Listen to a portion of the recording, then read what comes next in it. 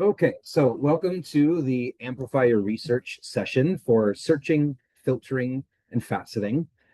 This research session is designed to help you use the Arizona Memory Project. Little tips and tricks for using the search function. There's a lot of different ways to find the information you're looking for. And sometimes you'll get a lot of search results. How do you kind of filter them? How do you sort of weed out the results that aren't relevant? So a lot of that is going to be basically effectively using the search functions and other tools that you can use to narrow things down. By way of introduction, I'm Ryan Airforth. I'm the administrator for the Arizona Memory Project, so I manage the site. So, anything you need to know about the site, you can always ask me through email, and I'll let you know how you can contact me for any questions that you may have. We will have time for questions at the end of the formal part of the presentation. You can either unmute yourself, or you can type a question in the chat of the Zoom, and we can answer questions as they go. So, and including if you have a specific search that you've been trying to do, can't figure out, we can go through it in real time, and everyone else can sort of see like, here's how you kind of work out how to find something if something's been giving you trouble. So we'll get started then. So this is the home page. So azmemory.azlibrary.gov. That's just how you get to the home page. You can also, at any point, if you're anywhere on the site, you can always get back there by clicking the home page here. So on the home page, there is a what are you searching for? So this is a very basic search. Doesn't have any filters. It doesn't have anything fancy going on. It's just going to find the broadest possible search terms that you put in. So we're just going to use for this whole presentation, I'm going to use the Grand Canyon just as an example, because I know there's stuff on the Grand Canyon. So if you just type in Grand Canyon and click search, no other options, just a very basic search, you're going to end up with more than 417 pages found. That's also the same as saying there's more than 10,000 results, because after the 10,000th result, it stops counting. It's too many things. So that's just a very basic search that you want to do. For something as broad as the Grand Canyon, you're going to wind up with something like this, where you're just going to have so many things. You can also see there's 417 pages over here. That's a lot of things. So we're going to get back to this in a little bit. I wanted to show you the other place that you can find a search page. So the first place that we went was the home page, the search button. You can also come over here to search. This takes you to a similar looking search bar, but it also has these extras on here. So I'll go through what each of these things means now. So that way, when you do a search and you have some specific filters or limitations that you want to put, you can put those in right away. And I'll show you later, if you forget to put them or you're thinking of something later, you can also apply these after the fact. So we're going to do Grand Canyon again. And just by way of illustration, you can see that if I do that from this search page, you get the same thing. More than 417 pages. Please refine your search. 417 looks exactly the same as the other one. So if that's too broad and you want to start over, you can always click reset. So that clears everything that you just did. So there goes Grand Canyon again. Okay, format. By default, it's checking everything. But all of these are different, what we call item types. And these are the types of items that it found something for. So by default, it checks everything.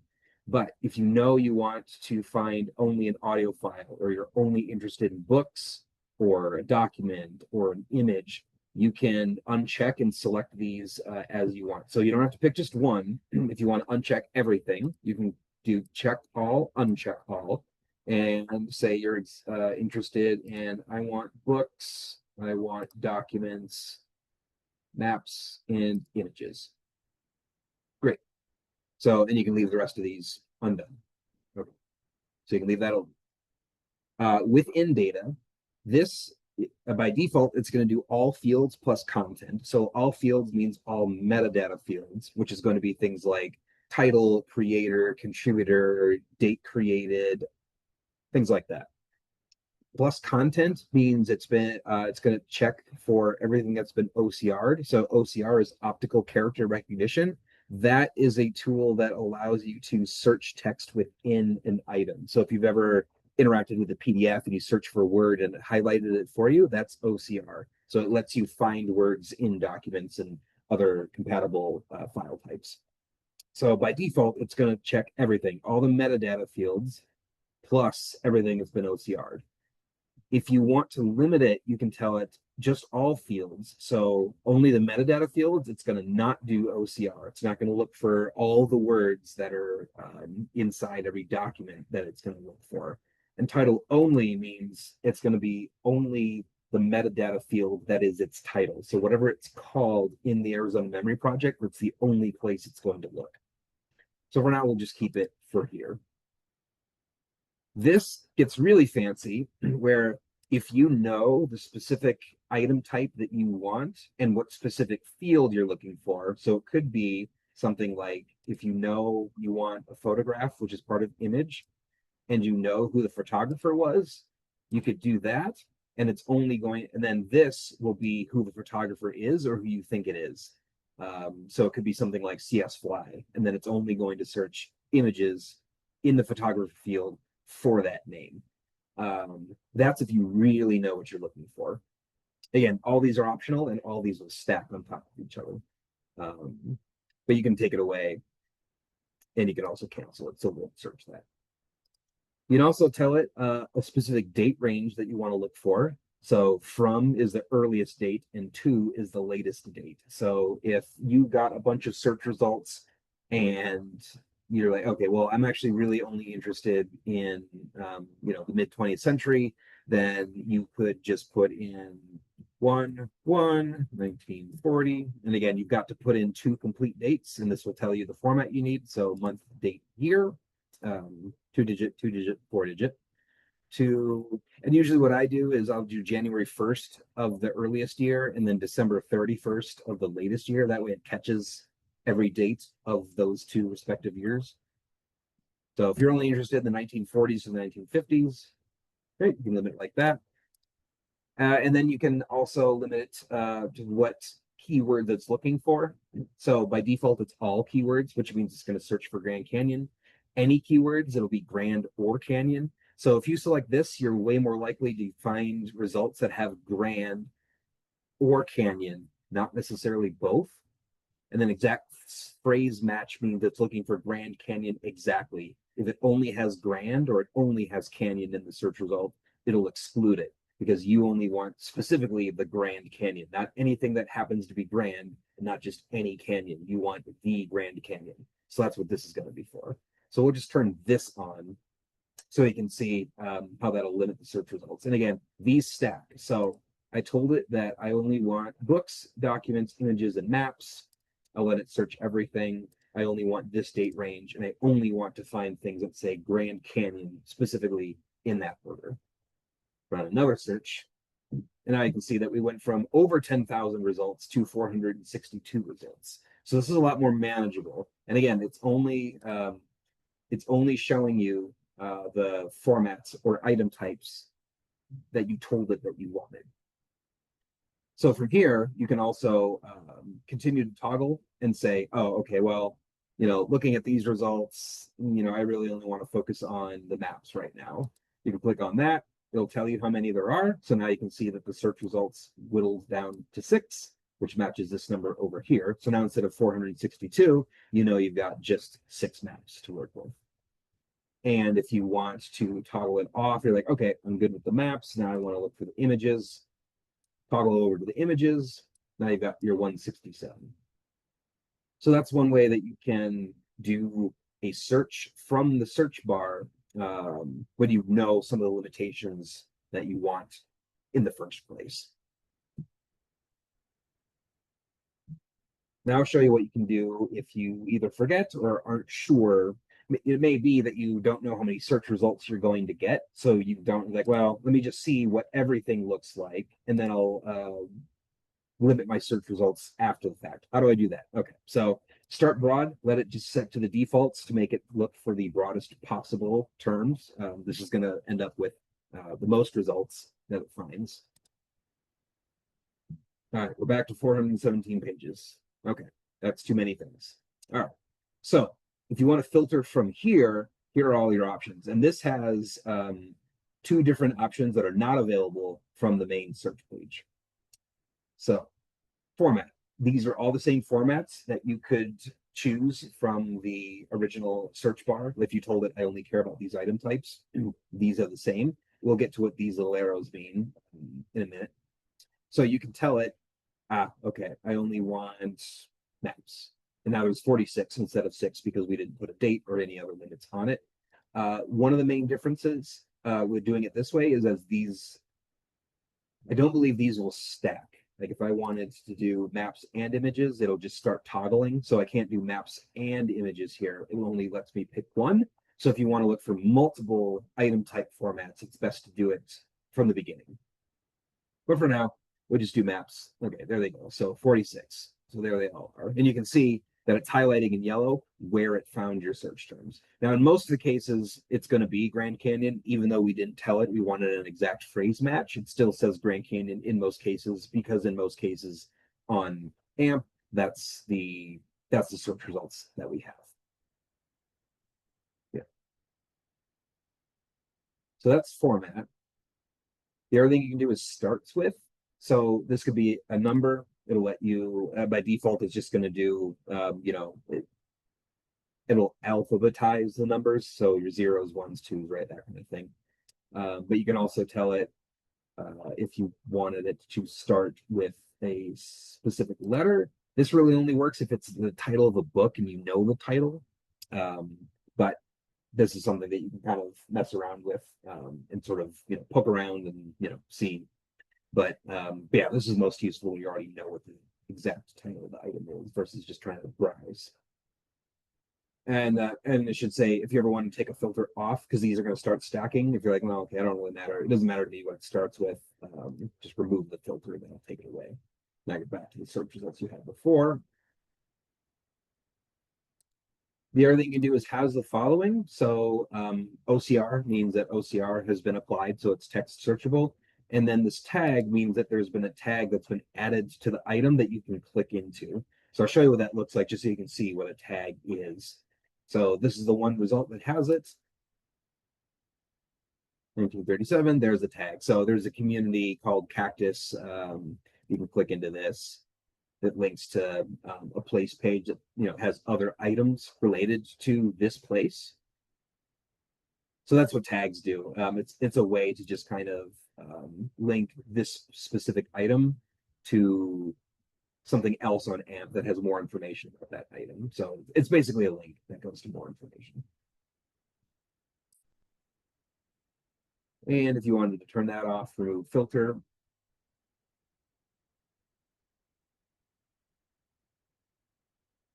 Within data, this is the same as the search options that you have from the beginning. Titles only, all fields plus content. So if you toggle this, okay, that didn't change anything. This might not even change anything. Okay, it did. 27. So of the 46, 27 of them have Grand Canyon in the title. The others have Grand Canyon somewhere else in the item. But we can get back to there. Move that. And then date. This is the same idea. You can put in your limits here. You can also change it. So if you're like, no, okay, I only put in 1941 to 1943. Try that.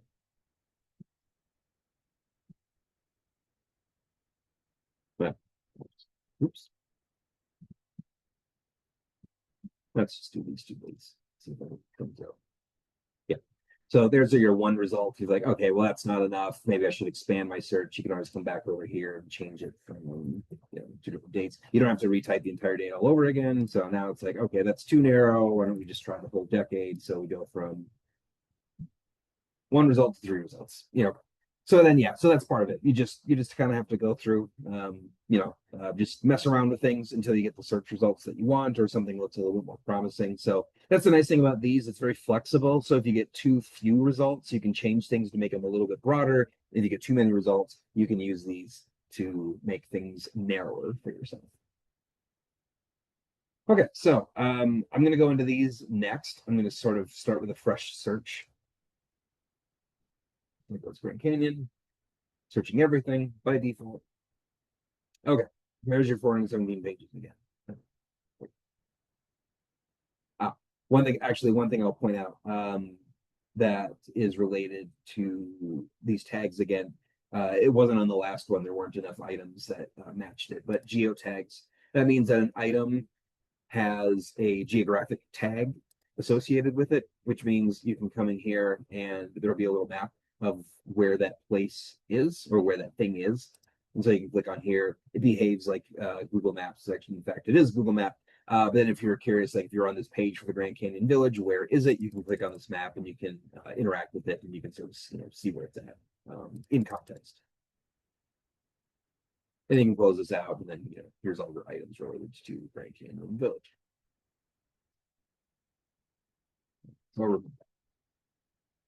Okay. All right, we're back to our 417 pages found. That's too many things. All right, we went over filters. So that's all these tools over here. The other thing that you can do is facets. So that's what these are. So filters are what you would use to limit search results. Facets are pieces of information that can use to find specific results. If that makes sense. So let's go here to map. Once I click on this little arrow to the right, it drops down to these other metadata fields. So this lets you tell the system, I'm looking for the Grand Canyon. I'm looking for maps of or about the Grand Canyon. And I want to know what collection it came from. Now here it gets blocked off a little bit just because there's only so much real estate. But if you hover over it, you'll be able to see the full name. So this is telling me that there are 5 maps in the Arizona National Forest maps collection. So if I click on this, I'm going to get these 5 maps. And when I click into it, you'll see how it found it. That's linked back to this collection. So there's only 5 maps related to the Grand Canyon in this collection. But if you find that this collection is something that's interesting to you, you're like, okay, well, I found my Grand Canyon maps. Now I want to know more about other national forest maps. You can click into this collection and you can see that there's 75 maps and 33 documents related to this collection. So these Grand Canyon maps are part of this larger collection. So we try to sort of leave links and breadcrumbs to kind of help contextualize anything that you find. Same thing here. You can toggle these off. So we also have an Atchison, Topeka, and Santa Fe Railway Company collection. So if you're interested in Grand Canyon maps that are also related to railroads, you could do that. Historic maps of Arizona. So that's just the collection one. All these other ones are available as well. So if you're interested in who created the map, it's like, okay, I do want to know, like, which of these maps were created by the railway company. There's the one, if you want to know which ones the state land department created. Again, this is all being pulled from the metadata. So you may not have searched for these terms, but these are terms that you can apply after you've done a search to sort of help narrow things down. So Geological Survey created 2. We entered these alphabetically rather than by popularity. It's just a little easier to sort that way if you're looking for a specific name of something. So then the list just keeps going down. As long as there's at least one value, it'll show up. So you can see that Department of Commerce created 1, Department of Transportation created 1, Department of the Interior created 8, right? You just kind of keep going down. The Weatherford Hotel. So yeah, you can just keep going down. Again, these aren't going to stack, but you can toggle between them. You can always do a right click, open a new link, open link in new tab, so you don't lose your space here. But yeah, so you can just keep going through. And again, that applies for each of these. If you're interested in the National Forest in the context of the Grand Canyon, Colorado River, the National Park itself as an administrative unit versus the canyon as just a feature, related features, things like that. Which state agency or federal agency created it. That'll let you do all of those things. And again, that's just for the maps. Each of these that has a little triangle or a rectangle or arrow next to it will let you do this. So if it doesn't have one, then that means that there aren't any relevant facets. So because the contributor is just the institution that contributed it, that doesn't really help you there are no other metadata fields for contributors that lets you find anything more usefully. So if you see an arrow to the right, that means all these drop down. Now these have been sort of customized, so you're going to see different facets for different item types, and that's because item types have different metadata fields. So an audio item is going to have different fields. Some of them will be the same, but some of the ones are going to be different than a map. An audio file is not going to have, for example, the public land survey system. A map will. So yeah, once you just click into any of these, if you ever see a show more, that opens up the rest of them. It's just trying to save some space. But yeah, we can see that among the periodicals, you can check who created it, who published it, what language is it in, see if there's any which ones. Yeah, so if you're interested in sort of any Spanish language periodicals or magazines related to the Grand Canyon, you can click on these. And again, clicking on one of these is going to filter out everything else. No matter how many search results you started with, if there's an 11 next to that, that's how many results you're going to get. So you can see that all of these are from the periodical Alianza. And what should happen, once you open it, it's going to try to look for the search term that you went for. So again, no matter how many filters and facets you used, this is going to be based off your original search term or keyword search. So there goes the Grand Canyon. You can tell that it found it once. And since you clicked into it from a filtered or faceted item, it's going to find it for you. It's automatically going to search. So there goes the Grand Canyon, and you can find, exactly what article it came from. And that holds true for any of these. If you want to do a city directory and you want to know what city or town it's related to, here goes Avondale. Which of these is the smallest? Otherwise, it'll just take forever to open. Let's just try this one. And some things you need to watch out for. We'll see what this one looks like, but you might get some false positives. There might be something called, like a Grand Canyon garage or something that doesn't really have anything to do with the actual Grand Canyon. Sometimes you just got to filter that kind of stuff out. Yeah, close enough. But yeah, so because again, all it can do is search and find the words that you told it to search for. So if there's something else that's called Grand Canyon, but it's not the Grand Canyon, you just kind of have to, there's no way to filter that out. There's no way for the system. No, you just kind of have to manually go through your searches and kind of weed out those false positives.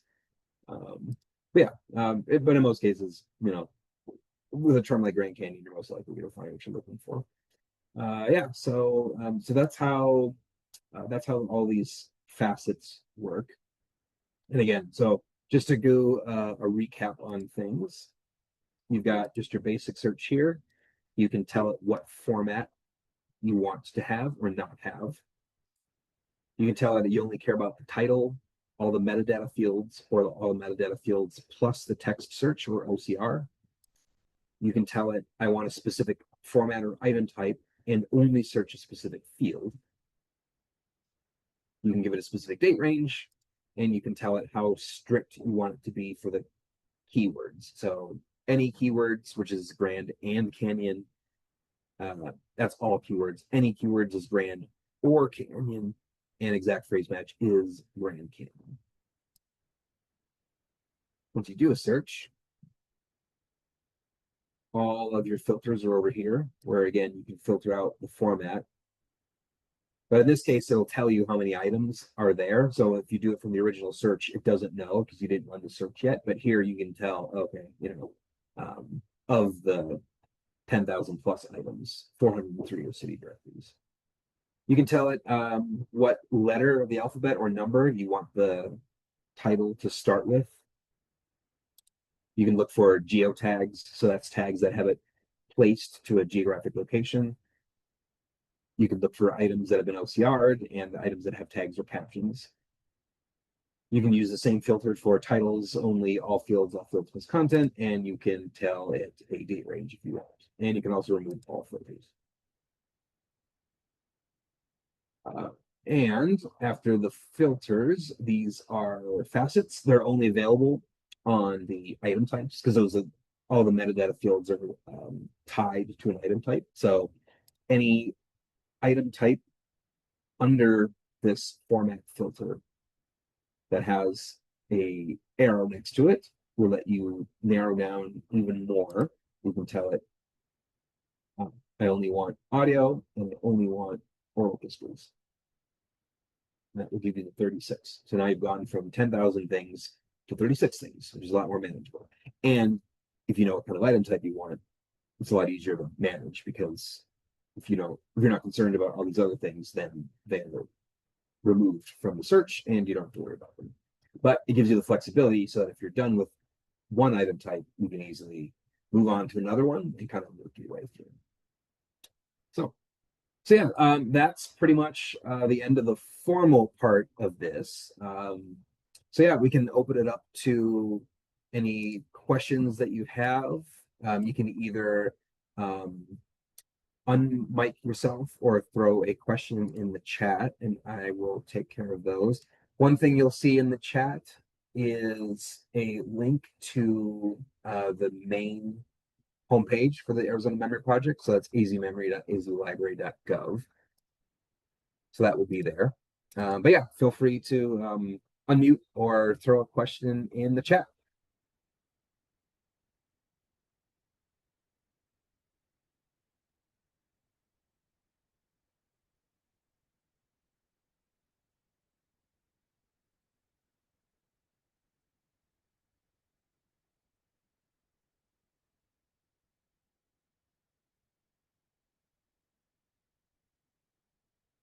Right. One thing I'll point out too is if you ever get, again, this video, the video of this webinar will be uploaded to the Arizona Memory Project as soon as it's ready, maybe later today, possibly tomorrow.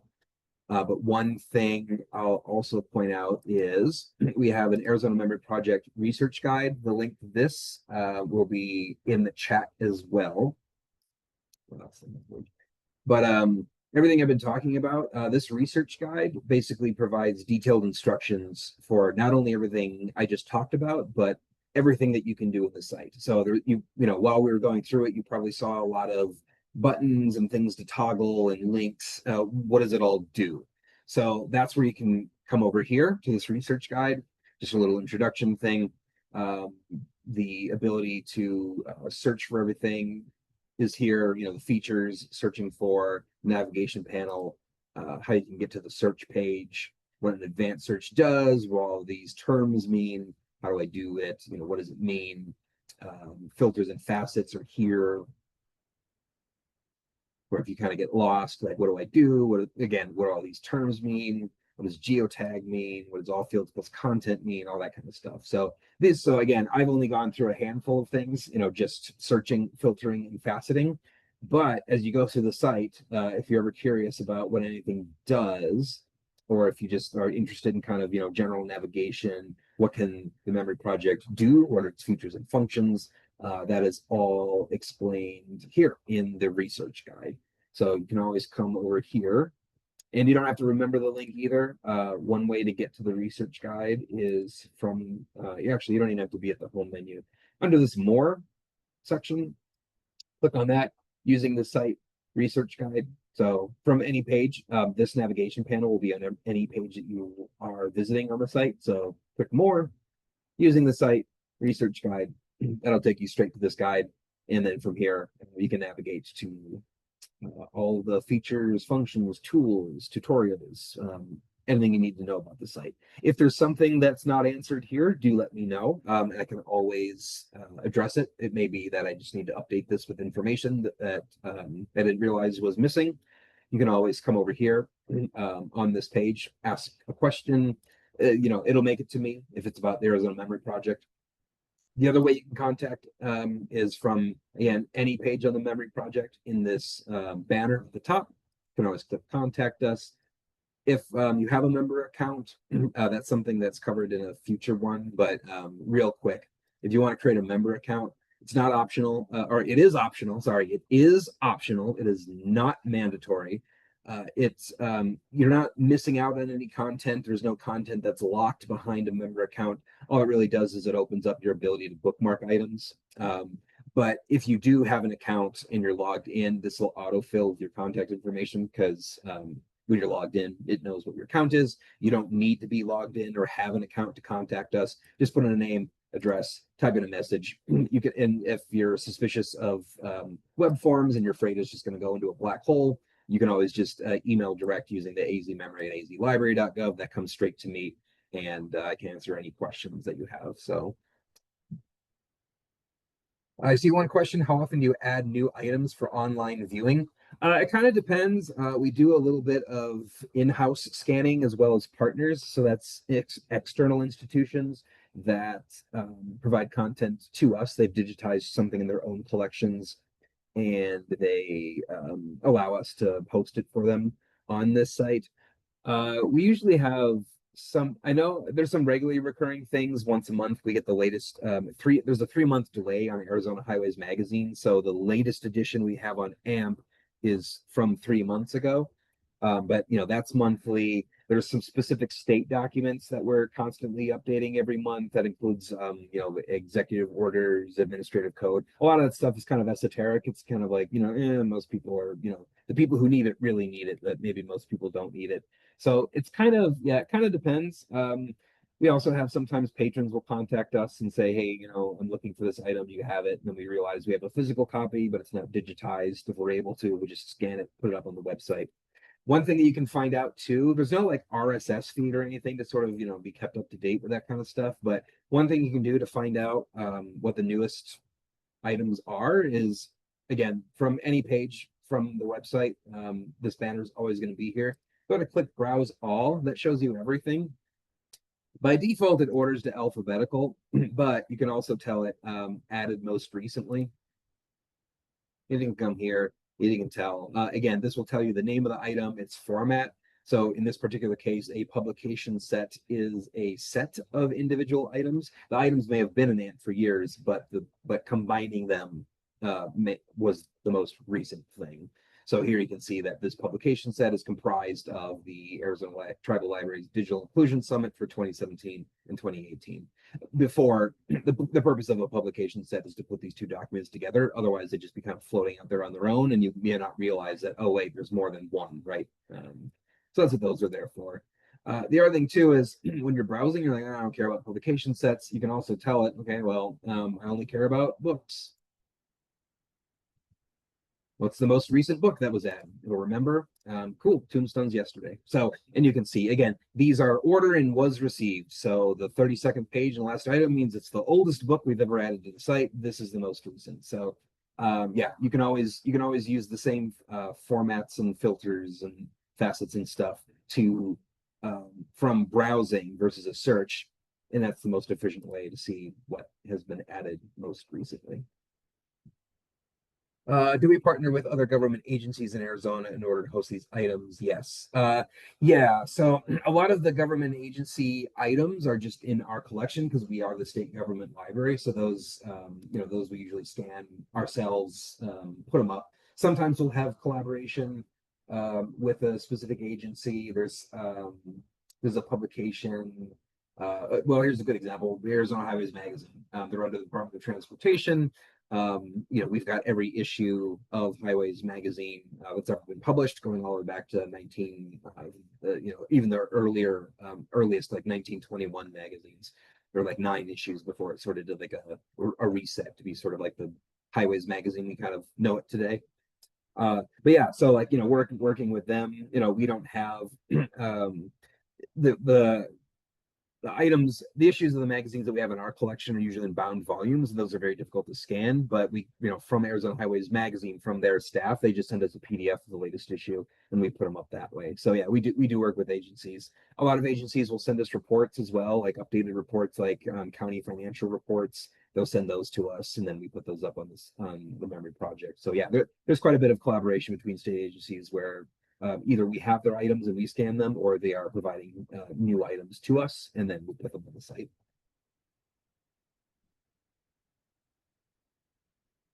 Yeah, I see that. Yeah, counties or cities that have historical digital items of wide interest.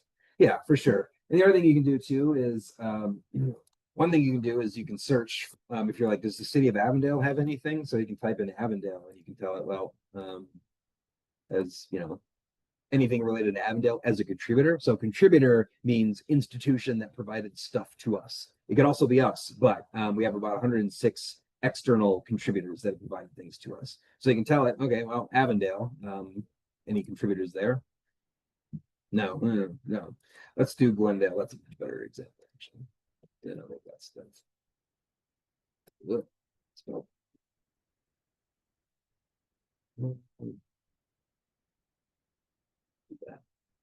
Right. Okay. So there's 7 results. The city of Glendale, again, it's just looking for the word Glendale anywhere. So yeah, there we go. City of Glendale, Glendale Public Library, Historical Society, the GCC Media Center, Saguaro Ranch. Now it doesn't show up here, but elsewhere in the metadata for this is what we call a landing page. It has information about the contributor because Glendale with their address, that's how I found it. So Glendale doesn't. Now, if you told it Glendale title only, then this would be excluded because you told it I want to see stuff in the title. But same thing with these two as well. So yeah, so you can see, while we're here, once you click into it, there goes the contributor, there goes their collection. You can see that, oh, cool, they've got their, the city council minutes from 1910 and 1914. So that's a way that you can sort of find out. Yeah, again, you can use the same things. The same filters and facets and stuff. Like if I just typed in Glendale, they didn't tell it to do anything. Yep, there's a bunch. Format, contributor. I can get the same 7 results that way too. So yeah, yeah, these are highly flexible. So anything you're looking for, it's like, wait, like do you have anything from the city of Glendale? Not just like specific items, but hey, are you like anything from the city or the public library or something? Yeah, you can use the same tools that we just went over today to find those things as well. So you can't automatically tell or easily tell if you're not used to this. Some of these are called information types, and those are like landing pages that have additional information. So contributor is one of those, collection is one of those. A document is like a single item. There are 7,123 individual documents. You can click straight into the thing. If it's something like a contributor or a collection, you're clicking into a landing page that may click into another landing page that then clicks into the thing itself. So sometimes you kind of have to drill down a little bit, but you'll be able to tell. We try to set this up so that it'll be easy to recognize once you land on a page of information versus a page that is the information. If that makes sense. So a document versus a collection of documents. So, but again, it's not easy to tell from here which ones are which. But once you click into it, if you see a bunch of items just kind of, or if you just see like a single thing and it's listed as a collection, then just kind of keep clicking into it until you see a list of things. Good questions. Any others that I can go over, or are there any other searches I can try that somebody would like to see?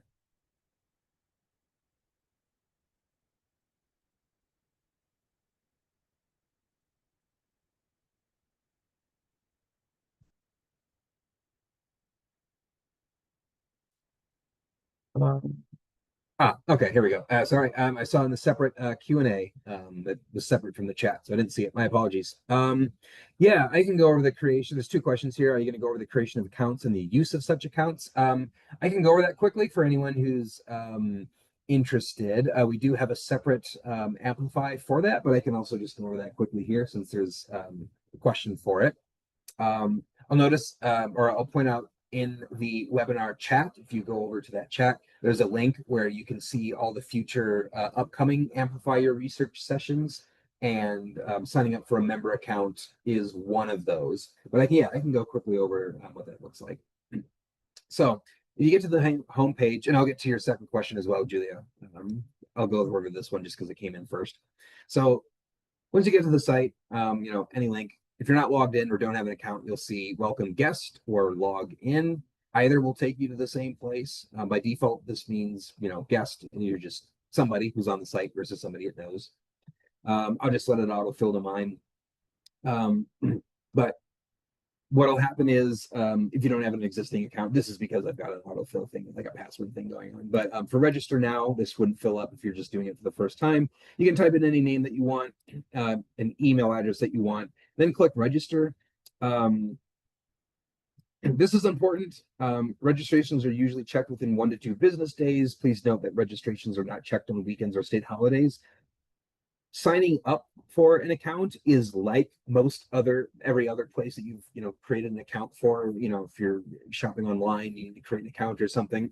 The only difference here is that I need to manually go in and approve it. There's no way for the system to just automatically approve it just because you put in a name and email address. I need to go in and approve that. It only takes 5 seconds. I get a notification that you sent it, so it's not going to sit there forever. I'll be notified immediately that you are requesting an account, but I do need to go in there and sort of manually turn it on. And so that's what that sort of disclaimer there is. If it's a state holiday or it's a weekend, I'm not working, so you will have to wait until the next business day. If I am out of the office for some reason, we've got some backup people that can get in here and check the account, and they know how to approve as well. So I'm not literally the only person that can do this. So there's backups to make sure that you're not waiting for 3 days because I'm on vacation or something.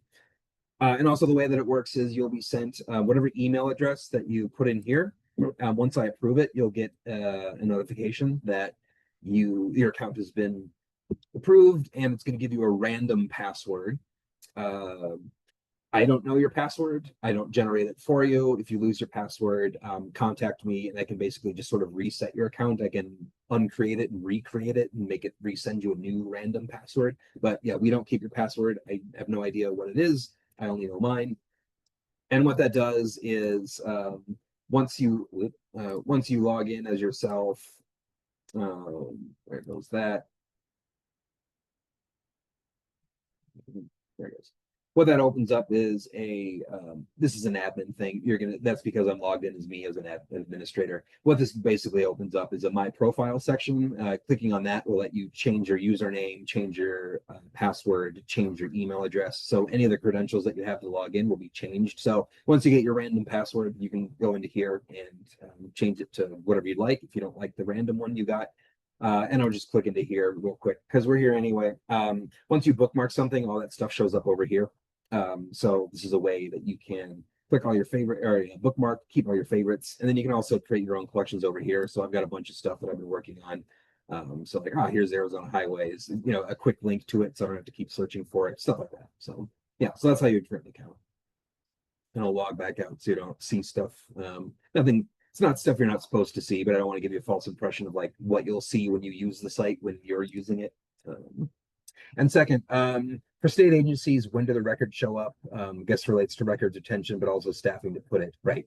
So we're kind of wholly reliant on a staff member at that agency. We do have a workflow set up where we've got an email address where whenever they get new stuff, they're supposed to email those items to us. We have a government documents member on staff who handles those, and yeah, that staff member either puts it on AMP, they're able to do that, or they kind of pass it off to me and then I do it. So yeah, it kind of really does depend on yeah, them sending us that stuff. Like we don't really have any sort of enforcement there. We can't really kind of like we can ask and say, hey, we noticed that we've been getting these records and we haven't received, we used to get these things, once a month. It's been several months. Just checking, is there a staff member leave? And, like we can sort of like look into it kind of thing. But yeah, we are pretty reliant on these agencies having someone on staff who knows that that's something that, they're meant to be doing. It is related to records retention. It may be that according to records retention, it's like, well, you've kept it as long as you needed to, and now you can destroy it. And in some cases, you should destroy it, so it's not going to ever be on it. So it kind of, yeah, it's kind of like a very specific set of circumstances that sort of allows to put those things on. It's got to be, the agency has to be okay with giving it to us, and someone at that agency has to sort of, take the lead on making sure that that happens. But yeah, so we work with agencies as much as we can to kind of keep that as smooth as possible. And if there's a specific item that you're looking for, like, hey, I looked all over Ramp for it, I can't find it, I really need it. Just contact us. You can, you can always ask a question and say, hey, I'm looking for this thing, I can't find it. How do I get it? It may be that we have a physical copy, or if it's too new and we don't have it yet, it may be hey, let us reach out to this agency and see if they've got it kind of like on their list of things to send to us. And then we can at least let you know, are we expecting it? Or is it something where like, no, they actually weren't planning on giving it to us. Let's see if there's another way that we can get this item to you.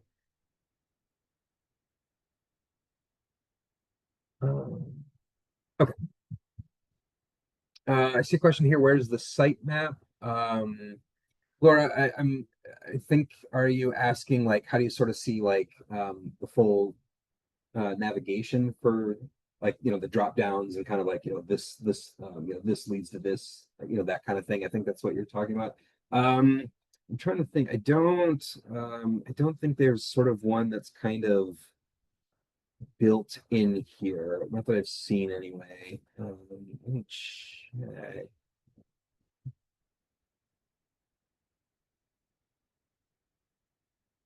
Hmm. See. This is more of a page inspection. I'm trying to see if there's something here that would let you kind of, nah, yeah, never. Yeah, unless you kind of really know what's going on there. It's gonna be kind of hard to kind of see. But yeah, I don't think there is a site map button that you can click that lets you easily see the complete layout of the site. If you'd like, I can ask the site developers about that. Whether it's something, yeah, it would show, yeah, your pages. Um, right.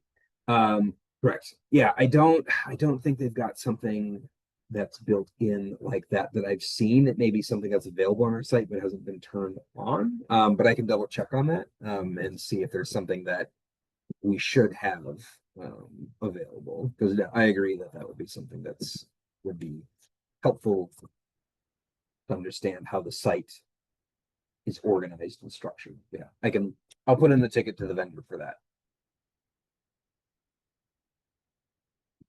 Thank you. All right. I don't see anything else in the chat or open questions. So I'll leave it open. I'll leave the session open for another minute or so, just in case anyone thinks of any other questions.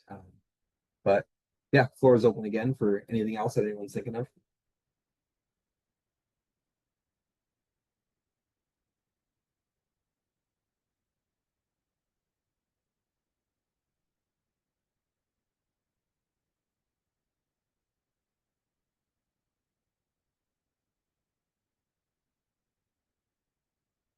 Okay, I don't see anything else. So yeah, thanks to everybody for attending. I hope this was helpful. Um, Again, any questions that you have, you can always contact me either through the contact page or azmemory at azlibrary.co, which I'll actually drop in the chat here. That email goes directly to me. Anything else that you think of later, you can always yeah, get in touch. Um,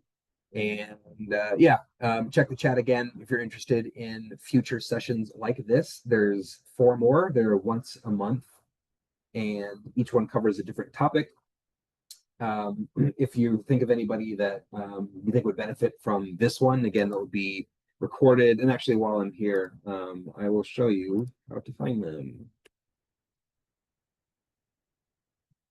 So you can do a search for it. I'm going to drop the link in the chat so you don't have to do this. But when we can do it is Amplify Your Research Sessions. It'll drop here as a video. I don't have any accompanying slides for this because all the details are in the LibGuide that I showed you before. This one over here. So there won't be any slides, but under the video section, again, this is just alphabetized A to Z. So it'll be somewhere in the middle. But yeah, I'm going to drop the link in the chat.